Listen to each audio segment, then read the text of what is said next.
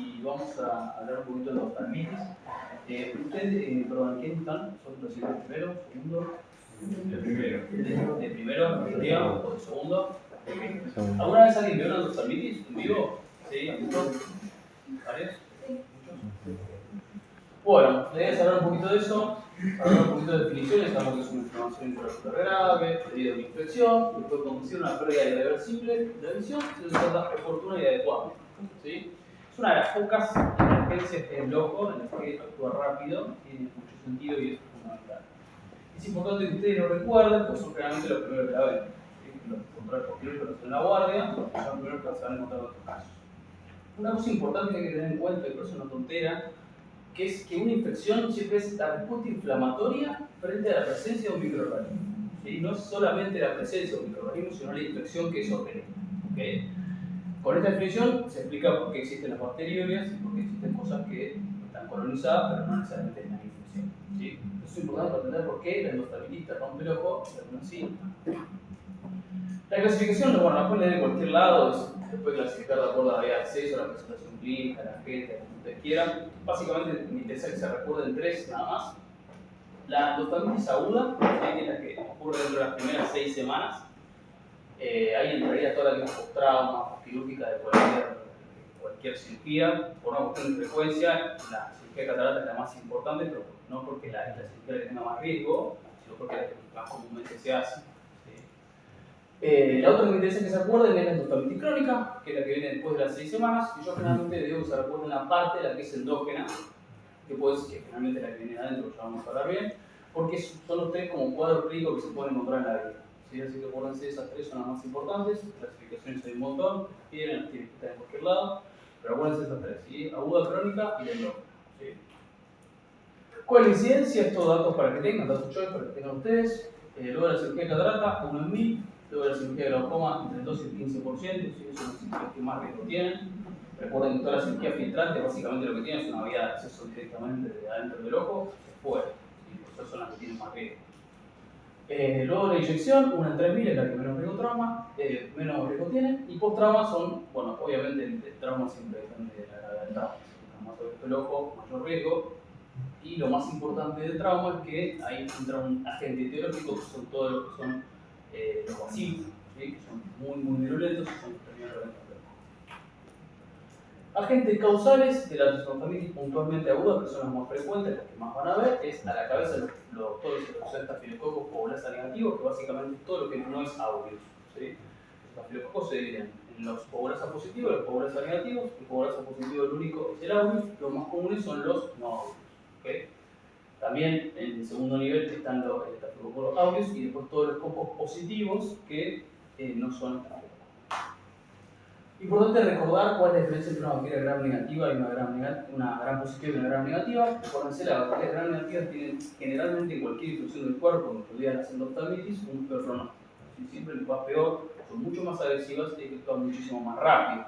Esto porque tienen en la membrana algo que se llama LPS, que son los lipopolisacáridos, que son cuestiones cuando son proteínas de membrana, cuando se empieza a romper la bacteria y empieza a repartir.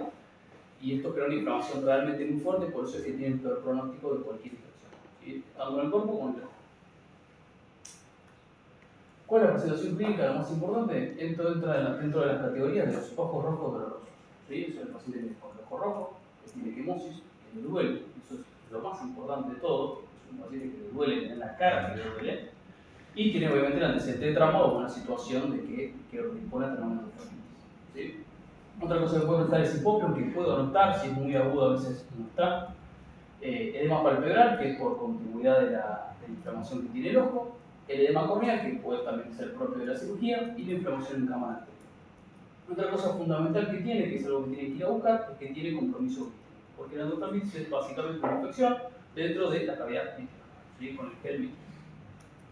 Lo más importante de todo, estamos con el rojo por algo es el dolor. ¿Sí? Porque todo lo otro lo pueden encontrar en un montón de otras situaciones. Puede tener el ojo rojo con la cirugía, puede tener el ojo rojo porque se inflamó la cirugía y no necesariamente es una infección, puede haber tenido una cirugía complicada y va a tener el ojo rojo, puede haber un montón de situaciones por las que va a tener el ojo rojo y puede tener quemosis. Pero lo que uno siempre va a tener es dolor. ¿Sí? La otra cosa que duele y mucho es la presión alta. ¿Sí? Pero las dos cosas son un poco inmediato que duele y mucho es la endoftalmitis y la presión alta. ¿Sí? Y es algo que tiene que estar muy atento. Y la importancia de la vitreoretina, ¿por qué? Porque el principal diagnóstico diferencial es algo que seguramente alguna vez vieron, es el síndrome tóxico del segmento. ¿Sí? Que es una inflamación aguda, como dice la palabra, aparece generalmente en el primer día postquirúrgico, es un poco más temprana que la endoftalmitis. La endoftalmitis generalmente el primer control suele estar bien, suele tener por ahí más células de lo normal, no viene control el primer día. Generalmente es el segundo o el tercer día que vuelve con mucho dolor. Esa es la presentación más típica. El TAS lo que tiene es que es un poco más temprano, es el primer día, ya viene muy inflamado, el paciente lo ve, pero lo más importante no tiene dolor. ¿Sí? ¿Cómo van a diferenciar? Esto es lo más importante de casi todo lo que usted tiene que saber. Es cómo vamos a diferenciar una endoftalmitis por la cavidad vitrea. Si tiene o no tiene compromiso vitrio. Obviamente lo que tiene que hacer es tratarlo para ver el fondo de ojos, y si no alcanza a ver el fondo de ojos hay que pedir una ecografía de urgencia. ¿Sí? Que es lo que va a definir la conducta patológica. ¿Cuáles son los factores de riesgo? Básicamente, si hay algún ratito de corteza, a veces queda un poquito viscoelástico, hay algunos viscoelásticos, por ejemplo, que son más inflamatorios que otros, va cambiando, hay grupos incluso de WhatsApp, un montón de cirujanos que van contando cuáles son los que le dan más TAC, cuáles son los que le dan más TAC, hay lentes que dan más TAC que otras, ¿sí? Pero lo más importante es que el paciente no tiene dolor, ¿sí? O problemas en esterilización, a veces cuando, no sé si algunos operan acá, pero cuando uno hace una cirugía, lo que hacen las instrumentadoras es limpiar el instrumental, eso se hace con aire, y a veces lo meten en un detergente. ¿Sí? Como están haciendo muchas cirugías, ese detergente no se lava bien, porque habría que dejarlo que se evapore, entonces a veces lo meten en el TAC y queda un ratito de detergente, y cuando hacen la cirugía, algo de eso queda dentro del ojo, y genera el otro día estos síntomas. ¿Sí? Ahí les dejo un cuadrito para que sepan, para que vean bien las diferencias entre las dos cosas, y las dos cosas más importantes es, generalmente el TAS es un poquito más agudo, más en el primer día, y que no tiene compromiso. ¿Sí? ¿Vemos bien? ¿Cómo hacer el diagnóstico de la endoftalmitis? Pura y exclusivamente clínico. ¿Sí? Si tienen dudas, se actúa igual como si tuvieran una endoftalmitis. ¿Okay? Pero obviamente ustedes se van a ayudar con el examen endoftalmico completo, con la ecografía si no alcanzan a ver el fondo de ojos, y le van a hacer un cultivo más por cuestiones legales que porque ustedes cambian. ¿Sí? Esto es más para la vida de historia clínica, porque el 40% de cultivos dan negativo. ¿Sí? Hoy en día existe también la PCR, es un poquitito mejor, es un 30% de negativos. Esto es más importante para los casos crónicos, que ya vamos a ver que son más difíciles de diagnosticar. Si en el agudo se le hace la toma en seco y se le hace el cultivo, le va a dar la mayoría de veces negativo, vamos a ver por qué, pero van a ser por cuestiones de diagnósticas.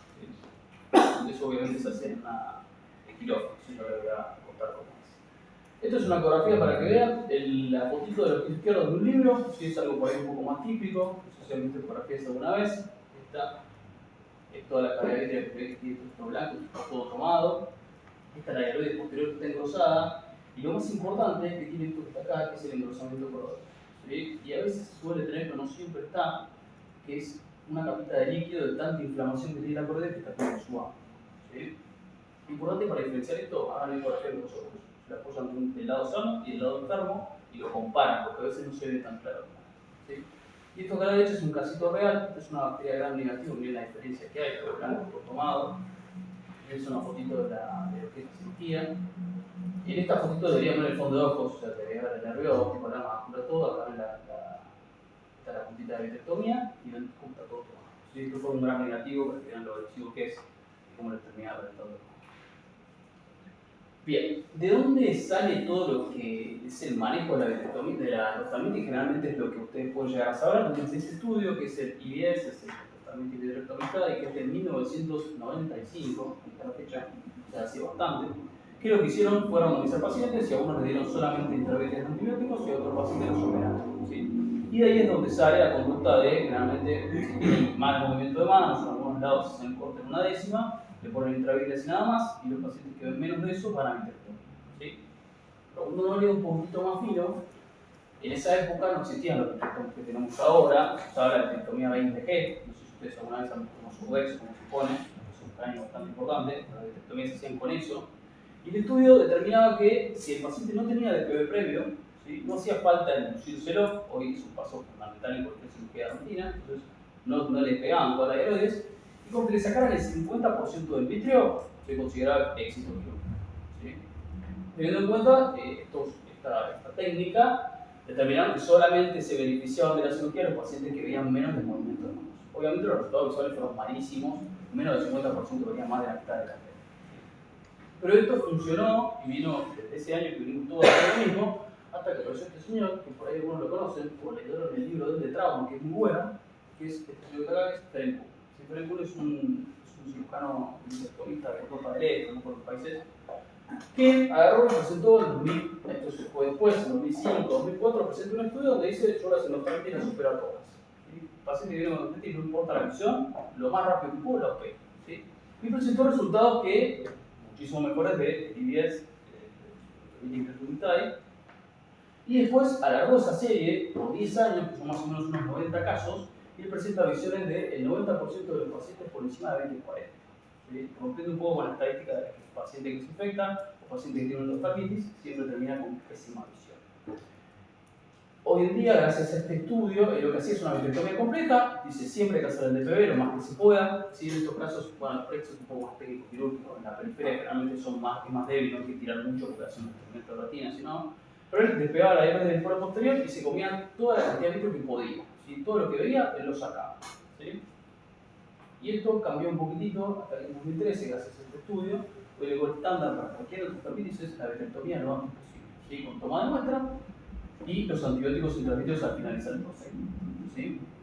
Y el silver standard, que es como si no tengo un acceso a la vitrectomía, lo que yo debería hacer es tratar de ponerle por lo menos antibióticos intravitreos. Por más que yo no pueda hacer la punción.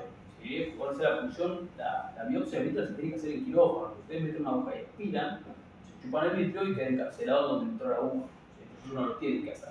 Ustedes no tienen acceso a una vitrectomía, le hacen una punción de cámara anterior, que tal sabemos que va a dar negativo. El cultivo de humor acuoso le da más negativo todavía que el vitro, no importa, ustedes se lo hicieron. ¿Sí? Le sacan un poquitito una muestra, lo mandan al cultivo y le ponen así para vitros. ¿Sí? Lo dirán a un lugar donde puedan hacer una vitrectomía lo más rápido posible. ¿Sí? Y otra cosa, esa parte, que en muchos lados, por ahí, o van a escuchar a algunos de sus médicos de donde estén formando, que le ponen de examentación a un corticoide de una infección, que ya vamos a explicar que no tiene sentido. Esto trata de no escribir la historia, a los perros, pero ayuda mucho. Entonces la pregunta es: ¿por qué este tipo tenía razón? ¿Por qué le funciona? Miren este estudio que es del año 2000. Acá lo que hicieron fue agarrar conejos, ¿sí? Y inocularon bacterias. Usaron dos tipos de bacterias, que es el Staphylococcus pyogenes, que es el más común porque es el coagulación negativo, el que hablamos recién, y le pusieron a otros conejos la Pseudomonas, que era el más virulento que se conoce. Y midieron dos cosas: iban sacando muestras y iban cultivando para ver cuántas colonias de bacterias hay, como se veían en los estudios. Y en el otro hicieron un score de inflamación intraocular. Si lo miraban, medían las células, el edema, medio que lo estandarizaron para ver cuánta inflamación había dentro del ojo. Y se dieron cuenta, sobre todo el espiral, porque la Pseudomonas se mantiene alta porque es muy virulento y rompe el ojo muy rápido, que recién ya a los 2 o 3 días ya no se detectaban bacterias. O sea, ya todas las bacterias estaban muertas. O sea, el cuerpo es muy eficiente en matar la bacteria. El problema de la endospermitis es que esa inflamación es la que termina reventando todos los tejidos. Si ustedes ven acá la curva de inflamación, está por acá, fíjense que acá está la epidermis, sube los primeros días, ya después de la cantidad de bacterias que hay, porque ya no hay bacterias en el día 5, y el día 5 es un día de mayor inflamación. O sea, hay mucha inflamación sin nada de bacterias. ¿Sí? Por esto que todo este señor, cuando hace la vitrectomía, tiene sentido, porque lo que hace es sacar toda la inflamación, que es lo que está reventando el ojo en sí. La bacteria muere rápido. Esto es muy parecido, no sé si se acuerdan, cuando te dan la pancreatitis, ¿se acuerdan? De medicina, hace mucho tiempo. Lo que rompía el páncreas era la inflamación, el problema era la inflamación. Y en este caso parece ser que era exactamente lo mismo. Acá les dejo cómo se hacen las intravítreas, seguramente lo saben, lo tienen cualquier guardia, se busca en internet, es muy fácil cómo agarrar los viales y armar las funciones. ¿Sí? Los antibióticos que vamos a usar es la vancomicina y la ceftazidima. ¿Por qué esto? Porque la vancomicina, recuerden, le da solamente a cocos positivos, pero le da todo el espectro. Cualquier coco positivo es sensible a vancomicina. Hay algunas ahora que son más resistentes, pero por lo menos en endospermitis no hay, por ahora, por suerte. Y la ceftazidima lo que busca es apuntar al gran negativo. ¿Sí? Esto lo pueden ir repitiendo cada 3 o 4 días si no se hizo una vitrectomía, y si después le sale el cultivo positivo, que no va a ser lo más común, van a dejar el que les convenga. ¿Cierto? Si le da un coco positivo, sigan con banco, no se trata de tomar la cepa. Si le da un negativo, le dan la cepa sin ponerle la banco. ¿Okay? Pero de entrada dan los dos porque no sabemos qué mucho tiene. ¿Sí? Bien. Como sabemos ahora que la endospermitis es algo muy grave, la idea es ver qué cosas simples podemos hacer en nuestra práctica diaria para que esto tenga menos riesgo, ¿no? Pero ustedes van a hacer todos los días. Primero y principal, en cualquier cirugía, en general, cualquier procedimiento, cualquier inyección, cualquier cosa que vayan a hacer, traten de cualquier cirugía que sea que rompa la pared del ojo. ¿Okay? Traten de todo lo que es blefaritis, orzuelos, obstrucciones de la vía lágrima, cualquier cosa, por eso trátenlo antes. ¿Okay? Porque esto aumenta el riesgo de endoftalmitis posterior. Obviamente una correcta limpieza de esterilización, los campos quirúrgicos, tratar de evitar las pestañas, que es la principal fuente de infección, ¿sí? Porque el coagulante negativo es flora normal de la piel. La bacteria está en la piel del paciente y entra cuando nosotros hacemos cirugía. Entonces traten de aislar bien las pestañas. Pero lo que más demuestra que disminuye el riesgo de endoftalmitis, por lejos, y lo que nunca se tiene que olvidar de hacer en cualquier procedimiento, incluso una inyección intravítrea, es poner el yodo al 10% en pie y al 5% en el fondo del saco por lo menos 3 minutos. ¿Okay? Para cualquier procedimiento. Esto es lo que más efecto tiene. ¿Okay? El antibiótico preoperatorio, ahí depende del procedimiento, vamos a ir hablando. En la faco tiene sentido, en la inyección no tiene ningún tipo de sentido. No hay nada preoperatorio que nos diga que tenemos que hacerlo, pero por cuestiones legales tampoco hay nada que nos diga que no lo tenemos que hacer. Entonces, nada, consejo, 2 días antes háganlo, no perdemos nada.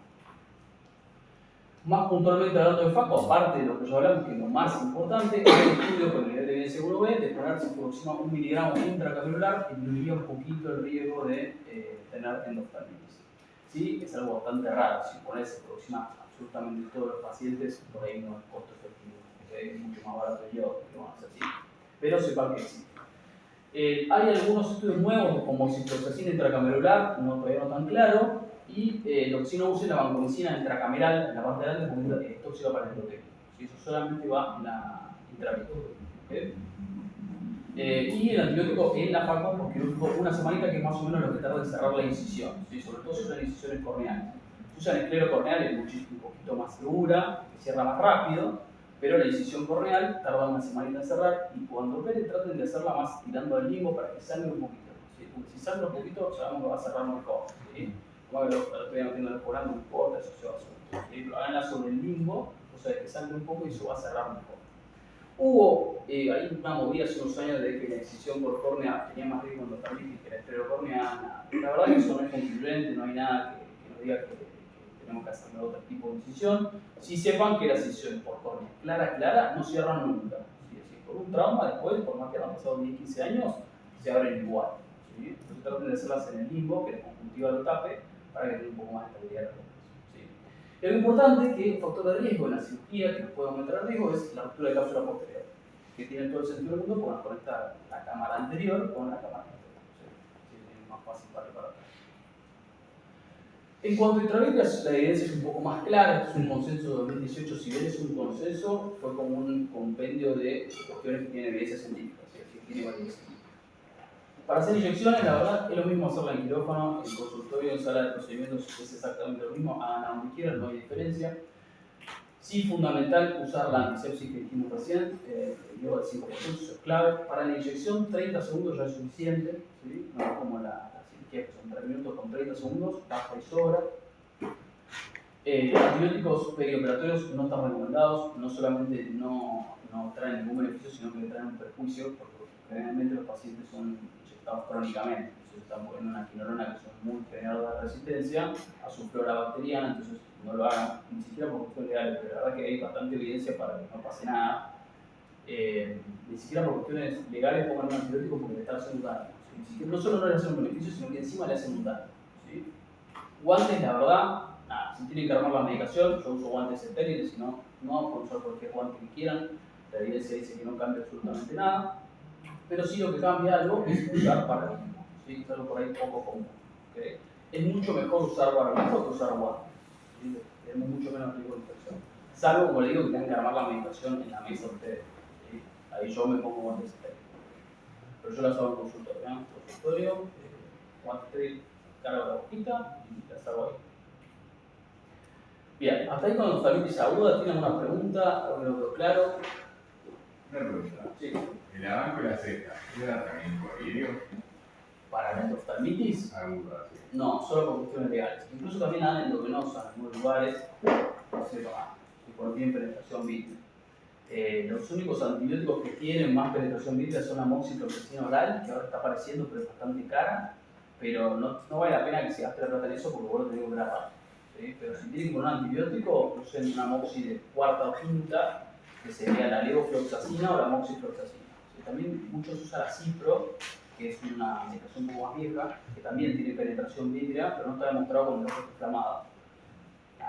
Funciona igual. ¿Sí? Hay un par de estudios que se hicieron en la guerra de Irak, ¿sí? De soldados que tenían un cuerpo cerebral dentro del ojo, no lo podían operar porque en la guerra les daban levo y casi ninguno tuvo endoscarditis. ¿Sí? Punto aparte, eran todos cuerpos extraños que se llaman de alta velocidad, que van tan rápido que suben la temperatura en el viaje, entonces esterilizan. ¿Sí? Como los balazos de ahora, los modernos, por ejemplo, son mucho más estériles que una bala de 1800, por ejemplo, por la velocidad a la que va. Nada, punto aparte. ¿Sí? Pero bajo cesta, por no sirve para nada y endovenosa, se deja tranquilo. Nada más. Mejor intravenosa. Sí.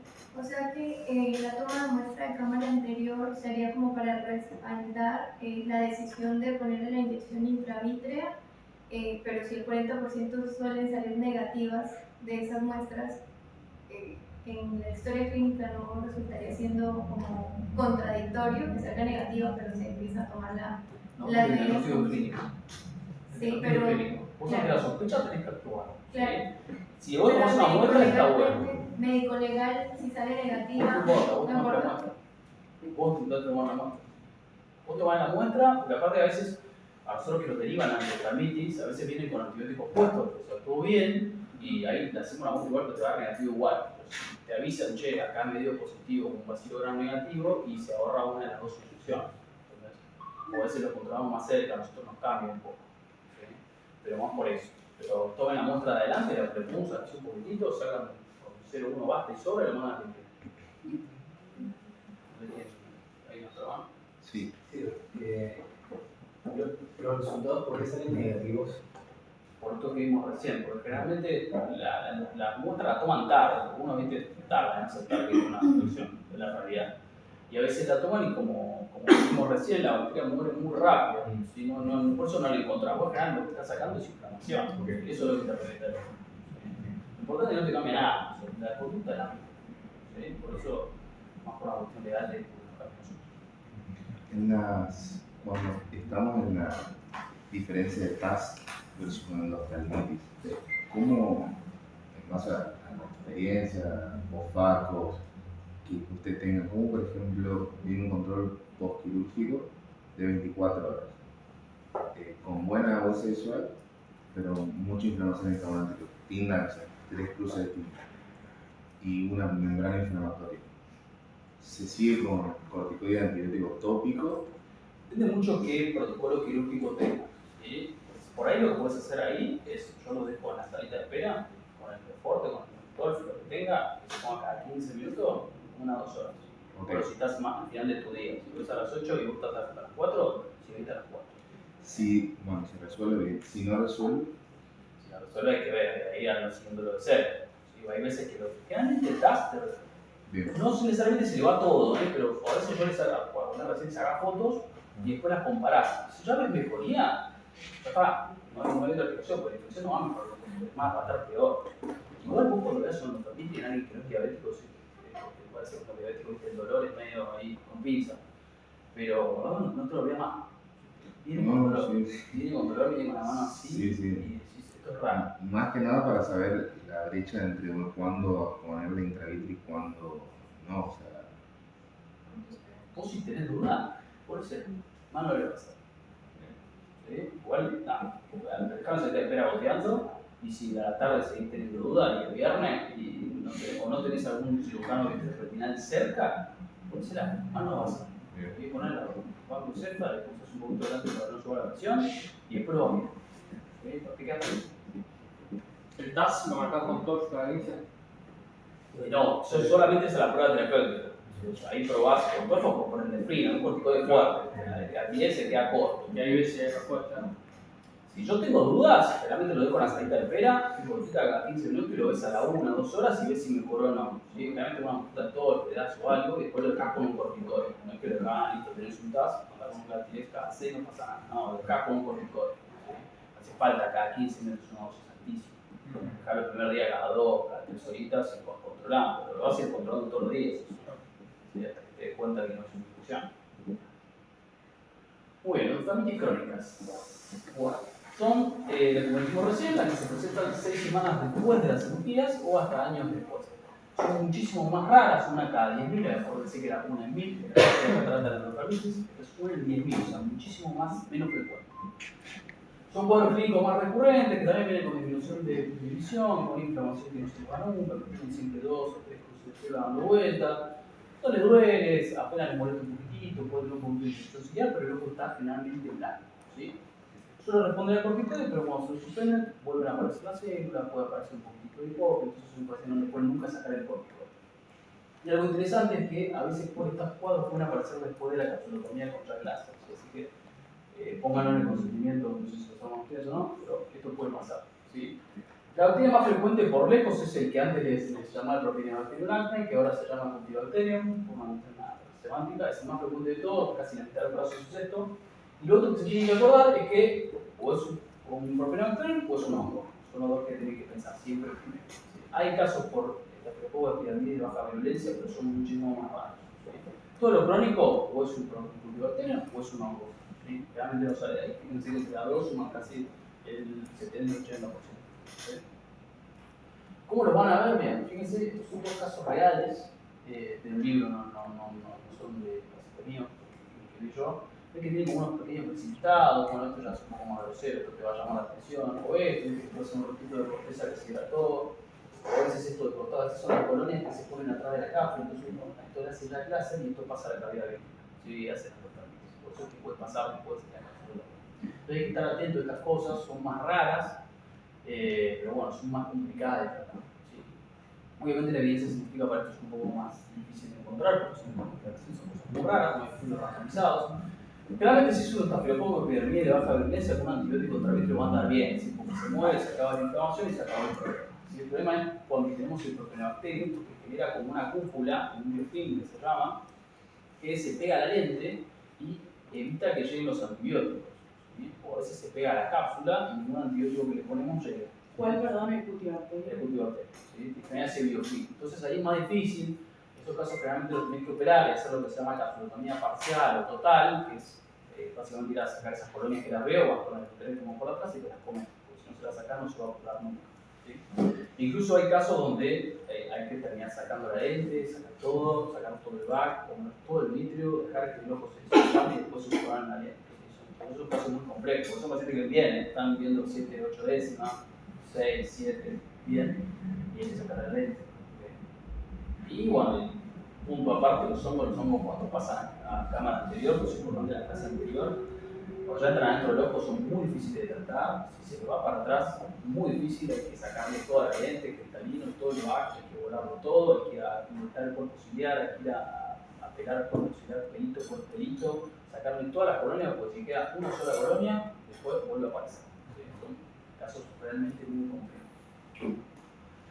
Hasta ahí con la endoftalmitis crónica no hay mucho más para hablar. Hay un punto aparte que yo siempre se la dejo, es la endoftalmitis endógena, que es otra situación clínica, son generalmente los que trabajan en hospitales puede llegar a pasar, que tienen interconsulta a un paciente que está muy grave en terapia, con todos los antecedentes, diabéticos, enfermedad renal, tiene HIV mal controlada, que le encontraron un catéter infectado y lo llevamos a ustedes para que quieren hacer un fondo de foco, están buscando foco porque tiene fiebre.